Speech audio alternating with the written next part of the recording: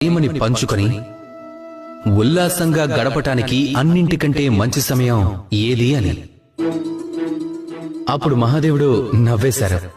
ఆ తర్వాత చెప్పారు, జీవితంలో ఉత్సవం జరుపుకోవడానికి అన్నింటికంటే మంచి రోజు మరణానికి ఒక రోజు ముందు అని.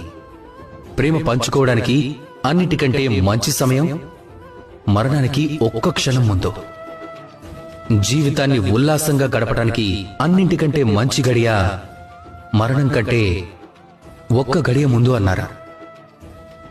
నాకు ఆశ్చర్యం కలిగింది. అందుకు వెంటనే అడిగేసిన మహాదేవా, మరణం అనిశ్చితం, అది ఎప్పుడు వస్తుందో మనకే తెలియదు కదా. మహాదేవుడు మళ్లీ నవ్వేశారు. అప్పుడు ఏం చెప్పారంటే, మన జీవితాన్ని ఎలా గడపాలంటే మన జీవితంలోని ప్రతి ఒక్క రోజు, ప్రతి ఒక్క క్షణము, ప్రతి ఒక్క గడియ అంతిమం అని భావించి అలా జీవించగలిగితే జీవితం అంతా కూడా ఆనందమే ఆనందం అన్నారు. అవును కదా.